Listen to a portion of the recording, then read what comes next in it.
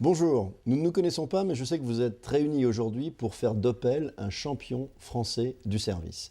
Je m'appelle Philippe Bloch et j'ai écrit il y a plusieurs années un livre qui s'appelle Service compris et que j'avais sous-titré Les clients heureux font les entreprises gagnantes. Et j'avais ouvert le livre avec un proverbe chinois disant à l'époque « L'homme qui ne sourit pas ne doit pas ouvrir boutique ». Alors le monde a bien changé. La concurrence est devenue féroce et malheureusement, sourire ne suffit plus.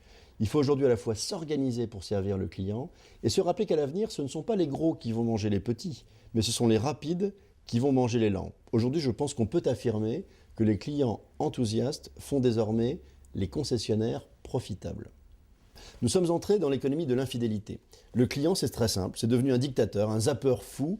Il y a 20 ans, il achetait une voiture. Aujourd'hui, il achète des kilomètres sans souci. Il achète un plan de financement, de la sérénité, une relation de confiance, de la transparence, des explications sur sa voiture, sur ses réparations, etc. Avant, il vous comparait uniquement aux autres constructeurs, aux autres concessionnaires. Aujourd'hui, il vous compare tout simplement à l'ensemble de ses fournisseurs et il va décortiquer chaque aspect de votre prestation en autant de moments de vérité qui sont du coup pour vous une occasion de faire une bonne ou une mauvaise impression. Il va passer au crible tout ce que vous faites. La transparence de vos tarifs, votre capacité à le sortir de l'embarras quand il est en panne, la sérénité qu'il va pouvoir avoir quand il récupère sa voiture, etc. Le look de vos concessions, la propreté de vos locaux, votre façon de décrocher au téléphone qui va attester de votre rapidité à régler les problèmes. Vous ne pouvez plus donc avoir qu'un seul objectif en tête, c'est qu'il fasse ou qu'il dise « waouh » à chacun de ses contacts avec vous. Waouh, c'est très simple, c'est le cri du client non pas seulement content, mais enthousiaste, celui qui attend de vous que vous alliez au-delà des standards pour le satisfaire. Cela est d'autant plus important que le client vous entraîne toujours naturellement sur son propre terrain, qui a toujours été, mais qui est de plus en plus celui du prix.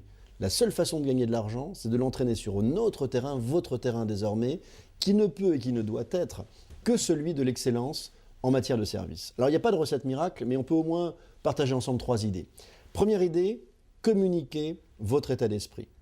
Vous savez, il n'y a pas de bon service en soi, il n'y a que des preuves de bon service que l'on envoie aux clients.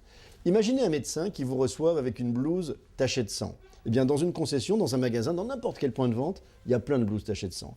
Il y a le haut de Opel qu'il faut changer impérativement en façade parce que le néon a explosé.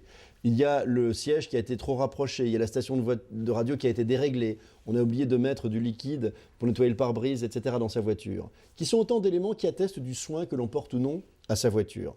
Sachez que chez Fédéral Express, dans le monde entier, tout le monde décroche systématiquement en une sonnerie. Et pensez à Photoservice qui vous remet toujours vos photos avec un gant blanc pour attester du soin qu'ils prennent à développer vos photos. L'essentiel, c'est que le service soit quelque chose de touchable, de tangible, de rendre tangible l'intangible. Deuxième idée, simplifier la vie de vos clients. Le temps est devenu leur ressource la plus précieuse. Ils veulent tout, tout de suite, où ils le veulent, comme ils le veulent, quand ils le veulent. Ça suppose une chose, malheureusement, ça suppose de se compliquer un peu sa vie à soi. Parce que vous savez, la complexité, ce sont des vases communicants. Et rendre le parcours de son client plus facile, ça consiste simplement à fonctionner autrement, à s'organiser autrement. Cela dit, vous n'avez pas vraiment le choix, parce que si vous ne le faites pas, vos concurrents le feront à votre place. La troisième idée clé, c'est de personnaliser encore plus votre relation avec vos clients.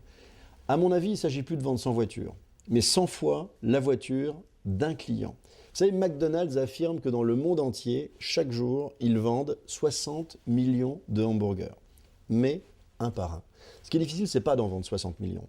C'est de faire 60 millions de fois par jour, avec sincérité, enthousiasme, gentillesse et générosité, un acte répétitif et a priori pas très épanouissant.